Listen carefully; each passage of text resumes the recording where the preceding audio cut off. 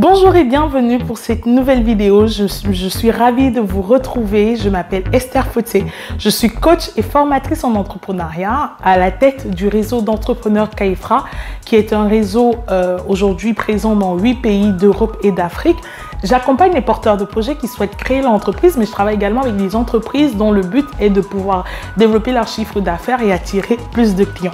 Aujourd'hui, je reviens avec une nouvelle vidéo, comment faire pour clarifier mon idée de business. Vous êtes peut-être dans cette situation où vous avez plusieurs idées dans votre esprit et vous ne savez pas comment faire pour choisir, ou alors vous avez une idée déjà dans votre tête, mais vous ne savez pas comment faire, par où commencer, comment faire pour l'implémenter. Vous posez peut-être beaucoup de questions. Restez connectés, restez à cet endroit parce que vous êtes au bon endroit. Et ici, nous allons parler, je vais vous montrer tout au long de cette vidéo comment faire pour structurer votre idée, comment faire pour la clarifier, ce qui va vous permettre à la fin de pouvoir établir des bases durables d'une entreprise à succès. Je vous dis à tout de suite.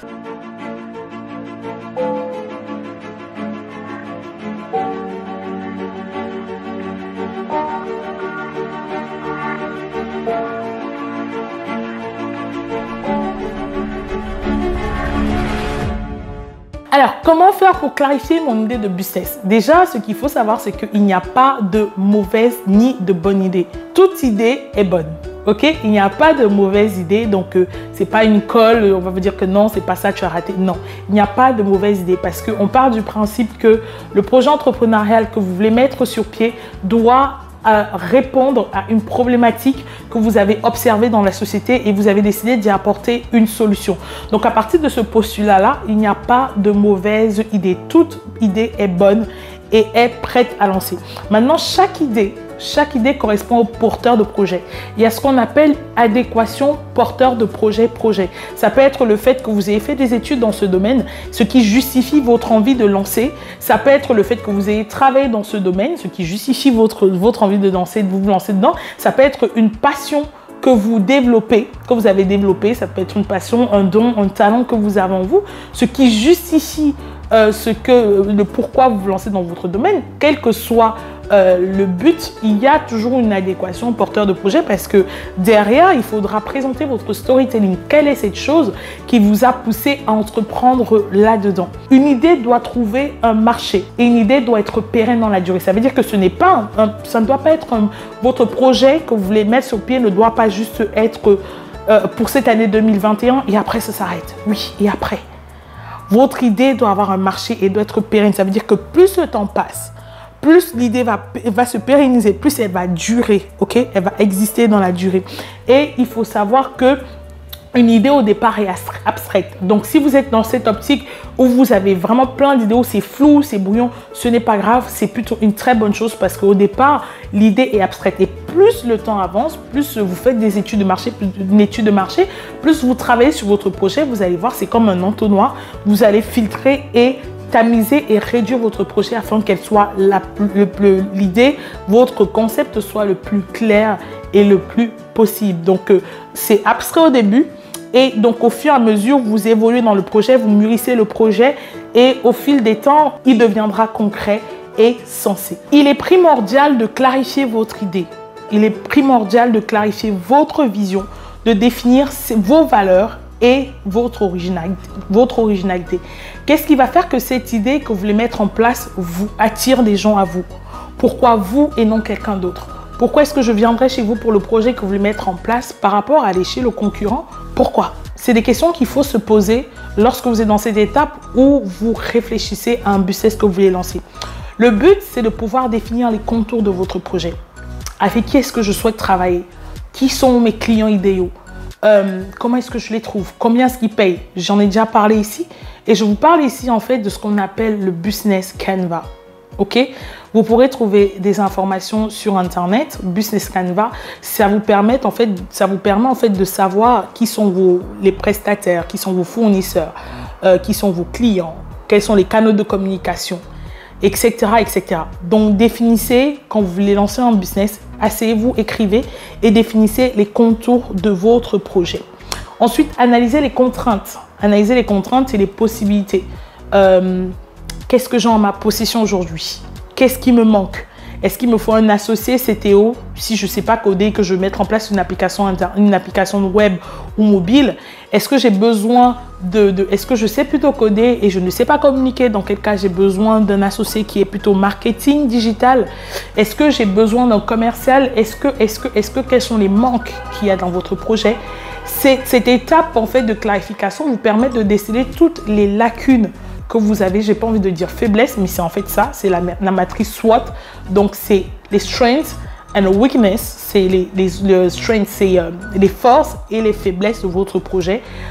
Opportunities and threatness, donc les opportunités et les menaces. Les opportunités peuvent être le fait que si vous lancez un projet en rapport avec la Covid, c'est la période de la Covid.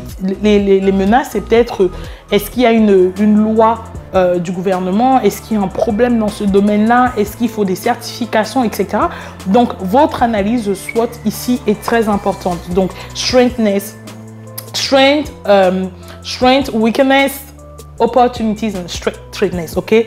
Les forces, les faiblesses, les opportunités et les menaces qui sont, vous devez définir cette matrice pour votre projet. Si vous êtes dans ces situations, vous avez plusieurs idées de business et vous ne savez pas par laquelle commencer, je vais vous inviter à faire ce petit travail. Vous prenez une feuille, vous marquez chaque projet et vous marquez 2 colonnes. La première colonne, c'est quelles sont vos forces. Et la deuxième colonne, c'est quelles sont vos faiblesses. Et pour chacun des projets, vous faites ce travail. Qu'est-ce que je pourrais prendre comme exemple? Je souhaite lancer une application mobile, une application web.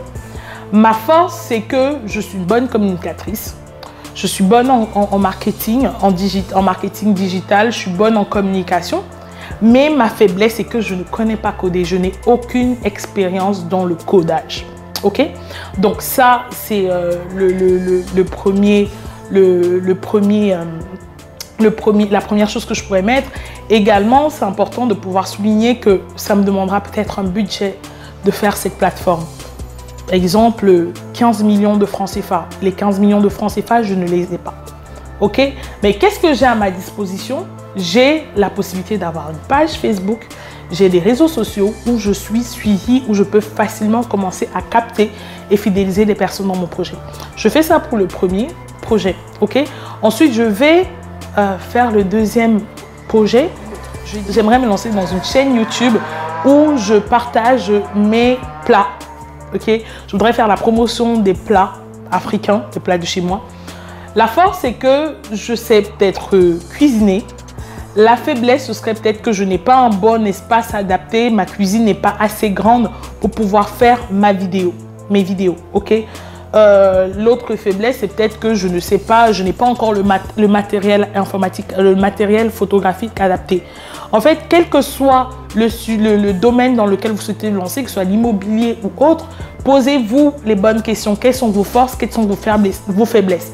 Quand vous aurez terminé ce travail, là maintenant, vous vous asseyez et vous regardez, vous analysez, puisque tout sera devant vos yeux, vous analysez et vous verrez quel est le business. Le business dans lequel je vous conseille de vous lancer, c'est le business où vous avez le plus de choses à votre portée et qui vous demandera peut-être moins de temps, moins d'énergie, moins de ressources financières peut-être. Peut-être qu'il vous n'aurez pas spécialement besoin de compter sur les autres pour pouvoir implémenter ce projet. En tout cas, quel que soit le domaine, regardez, analysez. Vous avez tous les projets devant vos yeux avec votre plus et votre moins. Quand vous analysez, ma recommandation pour vous, c'est de vous lancer dans le domaine qui a le plus de points plus positifs par rapport à celui qui a le plus de points négatifs. Donc ça, c'était la petite astuce que je peux vous donner si vous avez plusieurs idées de business. Maintenant, pour vous qui avez déjà une idée, vous savez exactement ce que vous voulez lancer, posez-vous 3 types de questions. La première question, c'est le pourquoi. Pourquoi est-ce que vous voulez lancer ce projet? Je l'ai dit un peu plus tôt. Pourquoi est-ce que ce serait vous et pas un autre? Quelle est votre origine? Quelle est votre motivation? La notion du why est importante. Je disais à une de mes clientes ce matin que on ne crée pas une entreprise parce qu'on s'est retrouvé au chômage.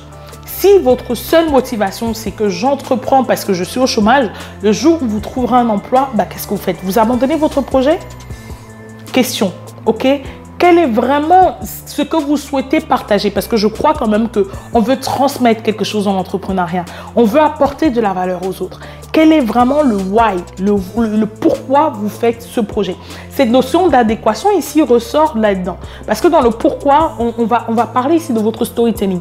Quelle est la chose qui vous a incité à lancer dedans? Pourquoi est-ce que je me suis lancée dans l'entrepreneuriat? Parce que je voulais partager, parce que je voulais venir en aide, parce que comme moi aussi, à mes débuts, j'ai connu des difficultés. J'avais envie de pouvoir aider les autres à ne pas galérer, à ne pas trimer comme moi j'ai trimé. Donc, c'est important. La première question qu'il faut vous poser, c'est de vous poser le pourquoi. Écrivez votre storytelling. Quelle est l'histoire derrière votre produit? Quelle est l'histoire derrière votre service? Quelle est l'histoire derrière votre projet? Pourquoi est-ce que vous vous êtes retrouvé là? Est-ce que c'est par hasard? Dites-le nous. Est-ce que c'est parce que vous ressentiez quelque chose? Dites-le nous. C'est ce qu'on appelle la storytelling. Ok? Ensuite, quand vous avez réfléchi à ça, écrivez 4 phrases qui résument le pourquoi vous souhaitez créer cette activité. Essayez d'écrire le plus de phrases possible. Je me suis lancée dans le coaching parce que je voulais aider les autres. Je me suis lancée dans le coaching parce que je voulais partager mon expérience pour aider les autres à aller plus vite et aller plus loin que moi. Je me suis lancée dans le coaching parce que je voulais pouvoir monétiser également cette passion que j'avais. Il n'y a pas de mauvaise réponse. Posez-vous, écrivez vraiment tout ce qui vous passe par l'esprit par rapport à votre projet. Après le pourquoi, c'est le comment. Vous avez une idée, mais comment est-ce que je la mets sur pied? Je veux me lancer dans le coaching, comment je commence? De quoi est-ce que j'ai besoin? Par quel canal je communique? Qu'est-ce que je fais? Est-ce que je fais des formations? Je me lance directement dans des formations de groupe? Est-ce que je fais des formations vidéo, etc. Je veux faire des jus. Sous quel format de jus de fruits je veux lancer? Est-ce que je veux faire des jus de 33 centilitres? Est-ce que je veux faire des jus de 50 centilitres? Est-ce que je veux faire des jus de 1 litre, 1,5 litre ou 2 litres? Bref, posez-vous les bonnes questions. Est-ce que c'est par pack de 5 litres que je vends mes jus? En fait, définissez le comment, définissez votre besoin. Listez l'entreprise, listez l'ensemble des choses dont vous avez besoin. J'ai besoin, si je veux faire des jus, de la matière première, donc des fruits. J'ai besoin des boîtes pour des bouteilles pour la conservation. J'ai besoin d'avoir peut-être un véhicule pour faire des livraisons. J'ai besoin d'avoir peut-être des partenaires pour pouvoir vendre mes jus dans des magasins, etc. J'ai besoin peut-être d'une page internet. J'ai besoin d'une communication, d'un graphisme. Posez-vous les bonnes questions. De quoi avez-vous besoin pour l'implémentation de votre projet? Ensuite, c'est le par quel moyen. Maintenant que vous êtes posé cette question, c'est par quel moyen est-ce que je commence? Comment contourner les manquements de votre projet? Je n'ai pas le budget aujourd'hui pour faire une communication média. Je peux commencer à communiquer dans mon réseau via mes canaux de communication Facebook, donc mes réseaux sociaux, Facebook, Twitter, Instagram. Je peux créer une page dessus et le faire. Peut-être je peux commencer à faire du démarchage porte à porte pour trouver mes premiers clients. Peut-être je peux commencer à faire un service de livraison au bureau ou à domicile. Peut-être je peux commencer à prendre le taxi pour aller livrer moi-même, ou je fais appel à un prestataire comme Bimoto au Cameroun, bref, des prestataires, des livreurs, voilà, qui viennent prendre la marchandise et la distribuer à vos clients. Quelles que soient les questions que vous posez, quelles que soient les réponses que vous trouvez, posez-vous la bonne question: par quel moyen pourrais-je mettre en place mon entreprise? Listez ensuite l'ensemble de ces moyens que vous avez à votre disposition, ce qui s'appelle faire un état des lieux. Et maintenant, quand vous avez fini, vous vous demandez, vous observez tout ça et vous voyez qu'est-ce que j'ai à ma disposition pour commencer. Réfléchissez maintenant à comment contourner. Je n'ai pas ça, je peux proposer ça. Je n'ai pas ça, je peux proposer ça. Je n'ai pas ça, je peux proposer ça. Ok? Qu'est-ce qui ne vous demandera pas énormément de moyens financiers pour débuter? L'idée ici est de pouvoir minimiser les coûts de départ. Ok? Comme j'ai dit tout à l'heure, utilisez les réseaux sociaux à la place d'aller faire une communication média. Par exemple, utilisez du porte-à-porte, du bouche à oreille, communiquez auprès de vos amis pour pouvoir bâtir votre première base de clients. Quand vous avez fini toutes ces questions, allez plus loin. Quelle est la plus-value de votre projet? Pourquoi est-ce que je viendrai acheter chez vous et non chez le concurrent? Il est important ici de ressortir votre valeur ajoutée. Il est important de ressortir ici ce qui est propre à vous et non à la concurrence. Peut-être c'est une différenciation au niveau du prix, peut-être c'est une différenciation au niveau du service, peut-être c'est une différenciation au niveau du process de livraison ou d'implémentation du projet. En tout cas, posez-vous les bonnes questions et allez plus loin, creusez plus lorsque vous voulez implémenter votre projet. Aussi, une chose que je dis toujours à mes coachés, c'est que si vous n'avez pas réussi à définir un business model, donc à définir 1, 2, voire 3 moyens de monétiser votre projet, alors ne le lancez pas. Parce que quand on se lance dans l'entrepreneuriat, ce n'est pas de la charité, bien entendu. On met en place un projet pour vivre. Donc, posez-vous les bonnes questions. Comment est-ce que je gagne de l'argent avec mon projet? Si je me lance dans la formation, je peux faire des formations de groupe. C'est une manière de monétiser. Je peux faire des formations individuelles. C'est une manière de monétiser. Je peux également faire des formations en ligne que les personnes achètent. Je peux faire des formations ponctuelles sur des besoins bien précis que les personnes achètent. En tout cas, j'ai plusieurs moyens de gagner de l'argent dans mon entreprise. Et c'est pareil pour mon agence de voyage. Nous avons la possibilité de vendre des circuits sur mesure. Nous avons la possibilité d'avoir des circuits déjà faits où le client vient juste sélectionner.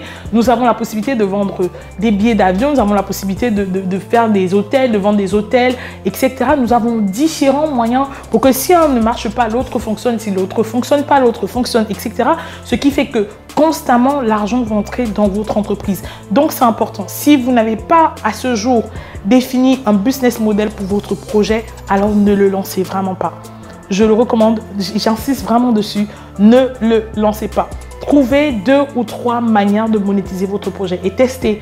Vous allez voir, peut-être ça marche et puis vous continuez dessus. Si ça ne marche pas, si l'autre méthode ne marche pas, vous arrêtez dessus.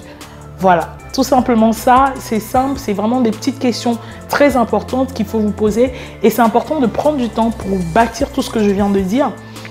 Prenez vraiment le temps, ne le faites pas dans la précipitation, prenez vraiment le temps pour bâtir ça parce qu'à partir du moment où vous serez lancé, c'est toujours mieux d'être lancé parce qu'on a bien solidifié les bases de son projet. Donc avant de construire une maison en étage, on creuse les fondations. Les fondations doivent être capables de supporter le nombre d'étages en hauteur que nous voulons mettre. Donc c'est pareil pour vous. Si vous voulez que votre business tienne dans la durée, si vous voulez qu'il soit pérenne dans la durée, prenez le temps qu'il faut pour pouvoir bâtir les fondations de ce business. Je vous garantis que vous aurez du succès. Toutes ces petites questions vont vous aider et que si vous êtes dans cette optique où vous avez vous avez vraiment trop plein de flou dans votre esprit, j'espère en tout cas que ces questions que vous pourrez vous poser vont vous aider à pouvoir un petit peu clarifier tout ça. Ou encore, si vous avez plusieurs idées, posez-vous les bonnes questions, comme je l'ai dit tout à l'heure, ça vous permettra de pouvoir définir une idée qui va ressortir du lot. Et également, je vous propose de me contacter si et seulement si vous souhaitez, vous êtes intéressé pour que nous puissions discuter sur votre projet. Je suis coach en entrepreneuriat et formatrice, comme je le disais, et je serai ravie de pouvoir en discuter, en savoir plus. Donc, n'hésitez pas à cliquer sur la barre de description tout en bas. Vous trouverez mon calendrier pour pouvoir prendre un rendez-vous avec moi. Également, nous vous invitons à télécharger notre guide qui a été écrit, les 11 qualités d'un entrepreneur. Ça vous permettra de savoir et de développer les bonnes qualités pour réussir dans cet entrepreneuriat. Avant de partir, je vous inviterai à cliquer sur la cloche et de vous abonner afin de ne rien manquer de notre contenu. Nous parlons d'entrepreneuriat, de financement de projets. Nous mettons en avant des lumières, en avant des entrepreneurs qui sont déjà existants, les parcours, les interviews, etc. En tout cas, nous sommes ravis de vous en dire plus dans les prochaines vidéos. Je vous remercie d'avoir suivi et je vous dis à très bientôt. Bye bye.